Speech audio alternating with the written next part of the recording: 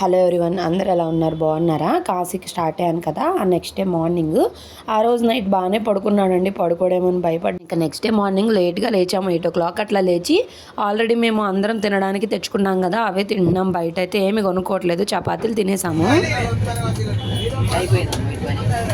అవి తినేసే మంచిదే. ఏమైంది టీ తల్లు?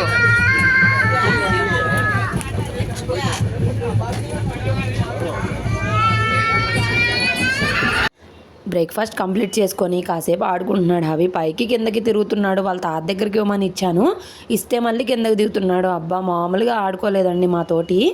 బట్ జర్నీ అయితే చాలా బాగా జరిగింది. చాలా చలి పుడుతుందేమో అని అనుకున్నాం, కానీ ఎక్స్పెక్ట్ చేసినంత చలి అయితే లేదు. నైట్ అయితే ఇబ్బంది. ఎక్కడికి వెళ్తున్నారు మీరు? పదా. మా అత్త వాళ్ళిద్దరికీ వేరే ఏసీ కోచ్లో వచ్చింది. ఆ టికెట్స్ వేరే చోట ఉన్నాయి. సో వాళ్ళని చూసొద్దామని చెప్పి వెళ్తున్నాము. దారిలో మాకు మధ్యలో ఒక బోగి ఉంది, S5కి X6 మధ్యలో పీసీ వచ్చిందనమాట. సో ఇక్కడ ఈ స్టవ్లు ఇవన్నీ చూస్తూ ఉన్నాను, మీకు కూడా వీడియో షేర్ చేస్తున్నాను, చూస్తారు కదా అని చెప్పి. S6లో మా అత్త ఉంది, అండ్ B2లో మా పెద్దమ్మ ఇంకొక అత్త ఉన్నారు. మిగిలిన వాళ్ళందరం ఒక చోట ఉన్నాము. అమ్మ, నేను, నాన్న, మా కుమారమ్మమ్మ S5లో ఉన్నాము. ఒక్కొక్కరికి ఒక్కొక్క చోట వచ్చింది. అమ్మా, రాత్రి నిద్ర బాగాలేదా? టికెట్ ఏది మీది? టికెట్ ఏది? నిద్రపోవాల రాత్రి? పడుకో మళ్ళీ వస్తాం. బుజ్జత్తను పలకరించుకొని మళ్ళీ మేము B2కి స్టార్ట్ అయిపోయాము. అసలు ఎన్ని విచిత్రాలు ఉన్నాయో ఈ వీడియో చూసి మాత్రం మిస్ కాకండి. ఒక ట్రైన్లో కూర్చొని ఇలా కూడా చేయొచ్చా అని నిజంగా నాకు తెలీదు, ఫస్ట్ టైం చూశాను అనమాట. అసలు ఏంటిది అనేది కూడా మీకు చూపిస్తాను. నాకైతే భలే ఆశ్చర్యంగా అనిపించింది. S6 తర్వాత ఒక 5 to 6 బోగీస్ తర్వాత ఉందన్నమాట. మధ్యలో M1 M2 అలా వచ్చాయి. వాటి తర్వాత B2లోకి మేమైతే వెళ్తూ ఉన్నాము. ఫుల్గా ఉన్నారు జనాలు, అసలు ఏసీలో కూడా ఖాళీ లేదు. అంటే ఇప్పుడు కుంభమేళా జరుగుతుంది కదా, కుంభమేళాకి సంబంధించి చాలామంది వెళ్తున్నారు కాశీ కంటే కూడాను. మాకు ముందు కుంభమేళా ప్రయాగ్రాజే తగులుతుంది, కాశీ కంటే 3 hours ముందు. సో మ్యాక్సిమం అందరూ అక్కడే దిగుతారు అనుకుంటా, నాకు తెలీదు ఇంతమంది ఉన్నారు అసలు. కాదే మా సీట్లకైతే ఇబ్బంది లేదులేండి. ఇంకా అలా నడుచుకుంటూ వెళ్తూ ఉన్నాము. కాసేపు అట్లా తిరిగినట్టు ఉంటుందిలే, ఒకే చోట ఇరుక్కొని కూర్చున్నట్టు అలా కదలకుండా ఉన్న బాగోదులే అని చెప్పి బాబుని కూడా తీసుకొని నేను మా నాన్న వెళ్తున్నాము. ఇంకా వాళ్ళని కూడా పలకరించి వద్దాము, తిన్నారా లేదా అని చెప్పి ఇదిగోండి పలకరించి ఇంకా రిటర్న్ అయిపోతున్నాము. అక్కడ కూడా అందరు తెలుగు వాళ్ళే ఉన్నారు, వాళ్ళు చక్కగా కూర్చొని మాట్లాడుకుంటున్నారు. ఇంకా అక్కడ ప్లేస్ కూడా లేదు కూర్చోడానికి. సరేలే అని చెప్పి ఒక 5 minutes మాట్లాడి రిటర్న్ అయిపోతుంటే ఇదిగోండి గోరింటాకులు పెట్టుకొని కూర్చున్నారండి. నాకైతే ఫుల్ షాక్. అసలు చేతులకి కాళ్ళకి పేపర్లు వేసేసుకొని గోరింటాకులు పెట్టేసుకున్నారు. వీళ్ళు ఖచ్చితంగా మన తెలుగు వాళ్ళే, లేకపోతే ఇంకెవరు పెట్టుకోరు ఇలాగా. నిజంగా ట్రైన్లో గోరింటాకు పెట్టుకోవచ్చు అనే కాన్సెప్ట్ చాలా బాగుంది, నాకు అసలు ఐడియానే రాలేదు. వాళ్ళు ఇంకా నిన్న హడావిడిగా గోరింటాకు బాక్స్లోకి వేసుకొని వచ్చుంటారు. ఈరోజు మార్నింగ్ అంతా ట్రైన్లోనే కదా, అందుకని పెట్టుకొని ఉంటారు. నాకు భలే అనిపించిందిలేండి. మళ్ళీ రిటర్న్లో మా బుజ్జత దగ్గరికి వెళ్ళి పలకరించుకొని మళ్ళీ వెళ్ళిపోతున్నాం. మధ్యలో పీసీ తగులుతుంది. ఈసారి డీటెయిల్గా చూపిద్దాం అనుకున్నాను, కానీ వాళ్ళు మేడం నో వీడియో అన్నారు. సో అందుకే తెలియదు, వెళ్ళేటప్పుడు తీసుకున్నాను. ఇంక ఇక్కడ 50-50 బిస్కెట్ ప్యాకెట్ ఇస్తుంటే అది తీసుకోమని చెప్పి చూడండి తీసుకున్నాడు. ఆయనకి అందులో ఏముంటాయో కూడా తెలియదు, బట్ తీసుకున్నాడు. సో ఇక్కడ ఎలా ఉన్నాడు అనేది గుర్తుపెట్టుకోండి, లాస్ట్కి వచ్చేటప్పటికి ఎలాగో ఈ వీడియో చూపిస్తాను.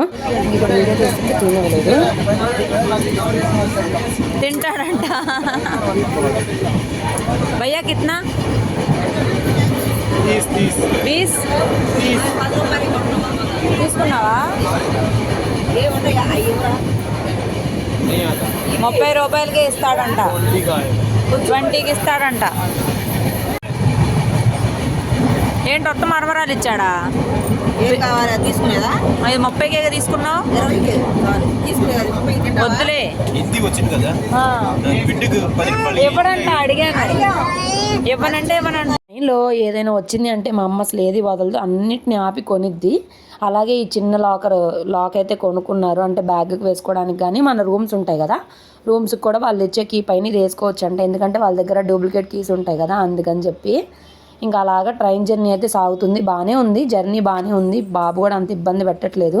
చాలా భయపడుతూనే వచ్చాను చెప్పాలంటే కనుక నిజంగానే. అండ్ మాతో పాటు మా సీట్స్లోనే ఒక అంకులు చెన్నై నుంచి అయితే వస్తున్నారు. ఆయన కూడా మన తెలుగు వాళ్ళే. ఆయన రామేశ్వరం నుంచి వస్తున్నారంట. ఆయన మాకు వాటర్ ఇచ్చారు అభిషేకం చేయమని చెప్పి. చాలా మంచిగా అనిపించింది. అంటే అమ్మ వాళ్ళు ఆల్రెడీ ముందే వెళ్ళారు, కాశీ వెళ్ళి రామేశ్వరం వెళ్ళారు. కాశీలోంచి నీళ్ళు తీసుకెళ్ళి రామేశ్వరంలో కలిపేసి రామేశ్వరంలో ఇసుక తీసుకొచ్చి కాశీలో కలిపితే కాశీ యాత్ర పూర్తి అయిపోతుంది కదా, అలాగైతే వెళ్తున్నామని చెప్పి మాట్లాడుతూ ఉంటే, అవునమ్మా మీరు మొదటిసారి అమ్మాయి వాళ్ళు మొదటిసారి వెళ్తున్నారు కదా, సరే అయితే ఇదిగోండి నా దగ్గర రామేశ్వరం వాటర్ ఉన్నాయి, లోపల శివుడికి అభిషేకం అయితే చేయండి అని చెప్పి ఇచ్చారు. నాకు చాలా హ్యాపీగా అనిపించింది అసలు. బాబుకి నాకు అబ్బాయి అంత అదృష్టమా అని చెప్పేసి. అది కాక ఇదే మొదటిసారి వెళ్తున్నాను, నేను చిన్న బాబుని వేసుకొని వెళ్తున్నాను. చాలా టెన్షన్గానే ఉంది, కానీ ఈ జర్నీ అంతా చాలా హ్యాపీగా జరిగింది. ట్రైన్లోనే కదా, అంత ఇబ్బంది ఏం అనిపించలేదు. బాబు కూడా అంత ఇబ్బంది పెట్టలేదు. ఫుడ్ కూడా ఏదో ఒకటి తీసుకెళ్ళాను, ఏదో ఒకటి పెడుతూ ఉన్నాను. అన్నం అవి కూడా ఉన్నాయి కదా, అన్నీ అయితే పెడుతూ ఉన్నాను. కొంచెం తింటున్నాడు, కొంచెం ఫీడింగ్ తీసుకుంటూ అట్లా బాగానే ఉన్నాడు. చక్కగా యాక్టివ్గా ఆడుకుంటూ చక్కగా ఉన్నాడండి బాబు మాత్రము. నేను టెన్షన్ పడినంత లేదు అనిపించింది నాకైతే అప్పుడు. ఇంక ఇక్కడ కూర్చున్నాము సైడ్ కార్నర్లో. సైడ్ లోవర్ అప్పర్ వచ్చింది మాకు, సైడ్ లోవర్ వేరే వాళ్ళు అయితే వాళ్ళ సీట్ కూడా కబ్జా చేసుకుని కూర్చున్నాము. ఇటు సైడ్ ఏమో వేరే హిందీ వాళ్ళు ఉన్నారనమాట ఫ్యామిలీ, అందుకని చెప్పి ఇంక అక్కడక్కడ వచ్చాయి కదా సీట్స్, అందుకని ఇంకా అందరం కూడా ఇక్కడ జేరి కూర్చొని మాట్లాడుకుంటూ ఉన్నాము. ఇంక ఏసీ కోచ్లో వాళ్ళు మాత్రం రాలేదు, అక్కడ నుండి రావడం చాలా దూరం కాబట్టి వాళ్ళు రాలేదు. ఇంక అప్పుడప్పుడు మా నాన్న తిరుగుతూ ఉన్నాడు. అవి ఆడుకొని పడుకుని పోయాడు. పడుకున్న తర్వాత ఇంకా మీటింగ్లు అయితే పెట్టాము మేము. ఇంక ఇక్కడ మా డాడీ ఏమో పడుకునే పిల్లని వీడియో తీస్తావని చెప్పి నాకు క్లాస్ తీసుకుంటున్నారు. అండ్ జర్నీ అంటే ఎప్పుడైనా కానీ అన్ని మెడిసిన్స్ తెచ్చుకుంటారు. ఒకసారి ఎప్పుడు ఇలాగే ఏ మెడిసిన్స్ తెచ్చుకోకపోతే ఇబ్బంది అయిందంట, అందుకని చెప్పి gas tablets, fever tablets, motions ఇవి అన్నీ ఉంటాయి కదా, అన్నీ రాసుకొని ఇలా తెచ్చుకున్నారనమాట. జలుబు దగ్గు తుమ్ములకి మెడిసిన్స్ అని చెప్పి అలా పేపర్లో చక్కగా రాసుకొని అన్నీ తెచ్చుకున్నారు. అంటే నలుగురు మీద ఎప్పటికైనా ఇబ్బంది లేకుండా ఉంటుంది కదా అని చెప్పి నొప్పులకి, చలికి, జ్వరానికి, మోషన్స్ అవ్వడానికి, అదే ఆగడానికి, గ్యాస్కి, వాంతులకి అలాగా ప్రతిదీ తెచ్చుకున్నారండి. ఎందుకంటే ఇంత లాంగ్ జర్నీ అన్నప్పుడు ఇబ్బంది లేకుండా. ఇవన్నీ వైట్ రైస్లా భారీ ప్యాకింగ్లు చేశారుగా.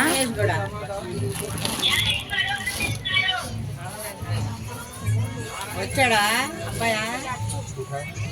ఇది నీ డబ్బానే కదా, నా మిక్చర్ ఫంక్షన్ ఉన్నాడా?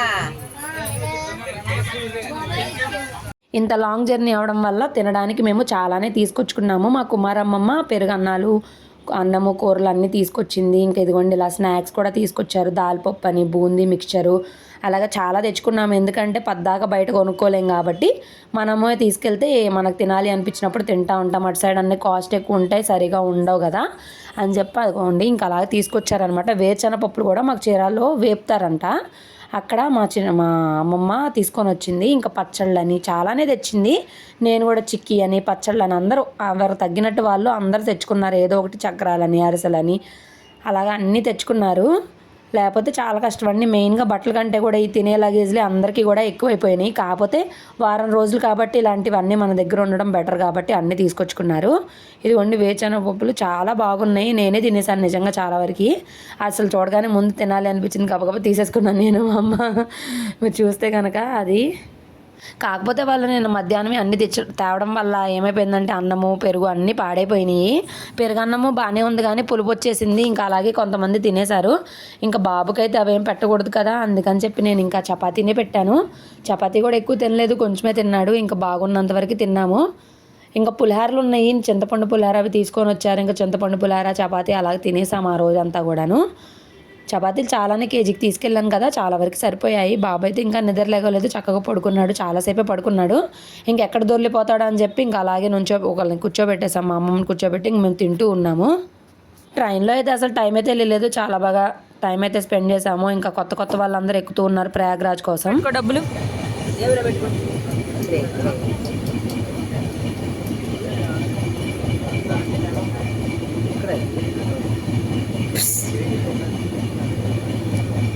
నువ్వు సరిగా పట్టుకోవాలి, ఇలా పట్టుకోవాలి, అప్పుడు పెడతాడు. దాచుకో, జేబులో దాచుకో. ఎవరిచ్చారు నీకు డబ్బులు? డబ్బులు ఎవరిచ్చారు? ఎక్కడ పెట్టుకున్నావు అని అడగల. ఎవరిచ్చారు నీకు డబ్బులు? డబ్బులు ఎవరిచ్చారు? ఎవరు? అమ్మమ్మ ఇచ్చిందా? అమ్మమ్మ ఇచ్చిందంట కాదా? మరి ఎవరిచ్చారు? తాత ఇచ్చాడా? అరే ఎందుకు వెళ్ళావు నాయన? నాకేం భయం ఉంది అసలు. వామ్మో నాయన, ఏం సర్కస్లో ఏంటో. ఈ కొంచెం గ్రేప్స్ 20 రూపీస్ అంట. సరేలే ఏదో ఒకటి ఫ్రూట్స్ తింటే మంచిది కదా, బాబు కూడా తింటాడని మా అమ్మ తీసుకుంది. అయితే మేము 2:00కి ఎక్కడంటే జబల్పూర్ జంక్షన్లో ఎంతమంది ఎక్కేశారో ప్రయాగ్రాజ్లో దిగడానికి కోసం. కుంభమేళాకి వెళ్తున్నారంట. 2 రిజర్వేషన్ సీట్లోకి 10 మంది ఎక్కేశారు. అసలు ఫుల్ ఇరికైపోయింది, మాకు కూర్చోడానికి తప్ప పడుకోవడానికి లేకుండా అయిపోయింది. ఇంకా అలాగే సైడ్కి కూర్చున్నాము. ఇంకా సైడ్ లోవర్లో ఉన్న వాళ్ళని పైకి పంపించేసి ఇక్కడే ఒక 3-4 కూర్చున్నాం ఫ్రీగా. సైడ్ లోవర్ బాగుంటుంది కదా, ఆ విండోస్లో చూసుకుంటూ అలాగా. మాకు ఎమర్జెన్సీ ఎగ్జిట్ విండో దగ్గర వచ్చింది సీట్ వచ్చేసి. సో అదంతా గ్లాస్ కాబట్టి ఓపెన్గా ఉంటుందని ఆ గ్లాస్ అయితే వేసుకున్నాం. బాబుకి తెలియదు కదా అందుకని చెప్పి. ఇంక ఇక్కడ మా అత్త వాళ్ళు బాబుతోటి తెగ ఆడుకుంటున్నారు. ఒక గ్రేప్స్ తీసుకుంటున్నాడు, ఒక పావు వంతు తింటున్నాడు, మిగిలింది విసిరేస్తున్నాడు, లేదంటే నాకు నోట్లో పెట్టేస్తున్నాడు అనమాట తినమని చెప్పి. ఇంకా అలా ఆడుతూ ఉన్నాడు. సర్లే ఏదో ఒకటి తింటాడు కదా అని చెప్పి మేము కూడా ఆడిపిస్తూ కొంచెమైనా వెళ్తుంది కదా పొట్టలోకి అని చెప్పి అనుకుంటూ నవ్వుకుంటూ ఉన్నాము. ఇంకా ఎండ మాత్రం బాగా విపరీతంగానే ఉంది. ఇంకా చలి అయితే లేదు, స్వెటర్ ఇంకా అలాగే ఉంచేసుకున్నాను నేను, ఇంకెందుకులే తీయడం అని చెప్పి. బాబుకు కూడా ఫుల్ హ్యాండ్స్ హుడీ టైప్లో వేశాను కాబట్టి ఇబ్బంది ఉండదులే అని చెప్పి అయితే అనుకుంటున్నాను. సో డ్రెస్సులు అనేవి మాత్రం ఎన్ని మారుస్తూ ఉన్నాడో అవి చూస్తూ ఉండండి మీరు లాస్ట్ వరకు. ఆయన చాలా డ్రెస్సులే మార్చాడు. నేను హవికి డబల్ తీసుకెళ్ళాను అనమాట. ఒక 7 డేస్కి ఒక 12 జతల దాకా తీసుకెళ్ళాను. ఎందుకంటే చిన్నపిల్లలకి ఎక్కువ బట్టలే ఉండాలి, ఎందుకంటే ఎప్పుడే అవసరం అవుతుందో తెలీదు. మనం ఎక్కడంటే అక్కడ కొనుక్కోవడానికి కూడా దొరకవు కాబట్టి అన్నీ మనమే తీసుకెళ్ళిపోవాలి. ఇంకా కుంభమేళాకి వెళ్ళే వాళ్ళైతే చాలామంది ఉన్నారు. అసలు చాలామంది ఎక్కేశారని చెప్పాను కదా, ఇంకా చాలామంది వెళ్తూ ఉన్నారు. మాకు వెళ్ళాలి అనిపించింది కానీ అంత రిస్క్ అయితే చేయదలుచుకోలేదు. మేము ఆల్రెడీ టికెట్స్ బుక్ చేసుకుని 3 to 4 months అయిపోయింది. అసలు కుంభమేళా ఉందని కూడా మాకు తెలీదు. సో మేము ఏదైతే ప్లాన్ వేసుకున్నామో దాని ప్రకారమే వెళ్ళిపోయాము. కానీ ఆగుంటే బాగుండేదేమో అనిపించింది తర్వాత, ఎందుకనేది మీకు నెక్స్ట్ వీడియోస్లో తెలుస్తుంది. సో ఇక్కడ వాచెస్ అయితే తెగ వస్తున్నాయి ట్రైన్లో, ఒక్కొక్కటి 100 రూపీస్ అంట. చూస్తూ ఉన్నాము, సరేలే ఎందుకు అని చెప్పి తీసుకోలేదు. రిటర్న్లో చూడొచ్చులే, ఊర్లో చూడొచ్చులే అని చెప్పేసి. 7:30కి ప్రయాగ్రాజ్ జంక్షన్ వచ్చేసింది. ప్రయాగ్రాజ్ షోర్ జంక్షన్ అని చెప్పేసి. ప్రయాగ్రాజ్ కూడా 3-4 స్టేషన్స్ ఉంటాయంట. సరే గయా 3 నదులు కలిసి ఉండే సంగమం ఉంటుంది కదా అక్కడ అనమాట. సో ఇంకా అసలు అందరు దిగిపోయారు. అసలు ఎంత ఖాళీ అయిపోయిందో ట్రైన్. పోనీ ఎక్కే వాళ్ళు ఎవరైనా ఉన్నారంటే అసలుకే లేరు, అంత ఖాళీ అయిపోయింది. సరే మాకు ఎక్కడి నుంచైనా కుంభమేళా కనిపిస్తేమో అని చెప్పి అలా చూస్తున్నాం. అసలు ఏం కనిపించట్లేదు. బాబు పడుకున్నాడు ప్రశాంతంగా, ఇంకా మేము అలా చూస్తున్నాం ఈ జనాలు ఏంటి అని చెప్పేసి. మా నానేమో వీడియో తీస్తున్నానని చెప్పి అసలు మొహం చూపించట్లేదు. వాళ్ళకి అసలు ఇష్టం ఉండదు, తిడతా ఉంటారు నన్ను. వీడియో తీయొద్దు అని. మా అమ్మ కూడా నన్ను వీడియో తీయొద్దు అంటూ ఉంటారు. వీళ్ళు స్టేషన్ కూడా రాకముందు నుంచే దారి మొత్తం నుంచున్నారు, అంతమంది జనాలు ఉన్నారు. ఇంకా అలా చూస్తూ ఉన్నాం. ఇంతలో భావి గారు కూడా నిద్ర లేచిపోయారు. తాత ఏడుస్తున్నా హవి.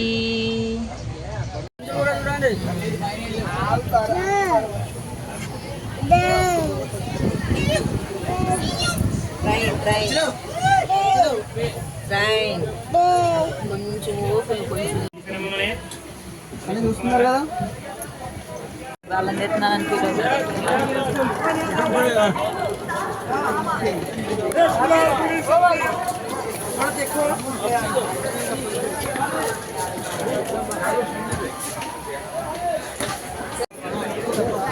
ఓహో, వాళ్ళని తెస్తున్నారు అనుకుంటారా నానా.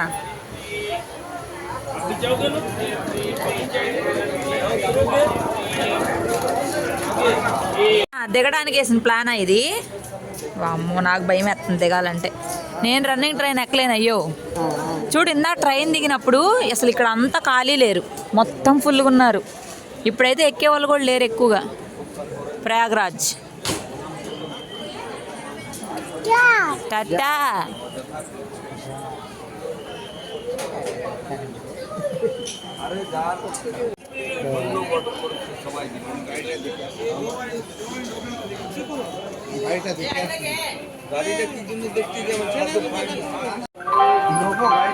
వాటరా దా ఎక్కుదాం రండి, ఎందుకు మనకు అంత టెన్షన్, మనం తీసుకోలేం కానీ కదా. ఇక్కడ దిగుతావా? దా వెళ్ళిపోదాం దా. బంగారం దా. 8:30కి ఇల్లు టీలు తాగుతున్నారు చలికి. కానీ ఇంట్లో ఉన్నంత చల్లేదు కదా, చాలా చలి ఉండి దమ్మ వణుకొచ్చేసిద్ది అనుకున్నాం కానీ ఏం లేదు. ఏడుస్తున్నాడు, ఇంకా బొజ్జుంటాడు. నెక్స్ట్ స్టాప్ కాశీయే. Are you excited? ముందైతే నిద్రపోవాలి, ఎక్సైట్మెంట్ ఏమో కానీ. టైం ఇప్పుడు 9 అవుతుంది. మేము 11 o'clock రీచ్ అవుతాం. 11 o'clock రీచ్ అవుతామా? అవుతావా? అవ్వవా? సో అక్కడ దిగినాక మళ్ళీ మీతోటి షేర్ చేస్తాను. ప్రస్తుతానికి ఎక్కడ వాళ్ళు అక్కడ సెట్ అయిపోయి పడుకున్నాము కాసేపు అయినా అని చెప్పి అనుకుంటున్నారు. రేపు ఎర్లీ మార్నింగే దర్శనానికి వెళ్ళాలి. 4 o'clock నుంచి 5 o'clock వరకే దర్శనం ఉంటుంది. స్పర్శ దర్శనం శివయ్యని పట్టుకోవచ్చు కాబట్టి ఇవాళ నైట్ అంత నిద్రే ఉండదు. సో ఇంకా జర్నీలు అంటే మనం నిద్ర కాదు కదా చూసుకోవాల్సింది. అది బాయ్. కాశీ వెళ్ళాక మళ్ళీ చేస్తాం video. Bye bye bye bye bye. Prayagraj junction దాటిన తర్వాత చాలాసేపు నేను విండో దగ్గర నుంచున్నాను. ఎక్కడి నుంచైనా కుంభమేళ కనిపిస్తుందేమో అని చెప్పి చాలాసేపు ఒక అరగంట నుంచున్నాను. బట్ కనిపించలేదు. ఇంకా వేరే అంకుల్ వాళ్ళు ఇటు రూట్లో వెళ్ళదమ్మా, వేరే రూట్లో అయితే వెళ్తుంది, ఇంకా మీరు నుంచున్నా కూడా ఏమీ కనిపించదు అన్నారు. సరేలే అని చెప్పి పడుకున్నాము. కాసేపు అట్లా నిద్ర పట్టింది. ఇంకా మా అమ్మ వాళ్ళేమో 12 o'clock కల్లా లేచి గొడవ చేస్తూ ఉన్నారు. ట్రైన్ ఏమో 2:30, 2:10కి అట్లా రీచ్ అయింది. కాశీ చాలా లేట్ అయిపోయింది. నియర్లీ 3.5 hours లేట్ అనమాట. ఇంకా అలాగా వెళ్ళే వరకు పడుకుందామంటే ఎక్కడ పడుకొని ఇస్తున్నారు. 12కే లేచి ముచ్చట్లు పెట్టేశారు. బాబు మాత్రం పడుకున్నాడులేండి మంచిగానే. ఇంకా అలాగా కాశీ అయితే రీచ్ అయిపోయాము. చాలా మంచిగా అనిపించింది నాకు. ఇక్కడ క్రౌడ్ అది కూడా అంత ఎక్కువ లేరు.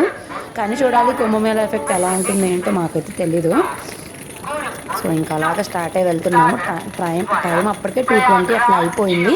అండ్ ఇప్పుడు మేము మళ్ళీ రూమ్ దగ్గరికి వెళ్ళాలి. రూమ్ దగ్గరికి వెళ్ళినాక వాళ్ళు ఏం చెప్తారు ఏంటో చూడాలి. ఇంకా నిదానంగా వెళ్తాం. చాలా లగేజ్ ఉందండి. పాపం మా నాన్నే మోసారు. నాకైతే అది బాగా అనిపించింది. ఇంకేం చేయలేదు. చూడాలి.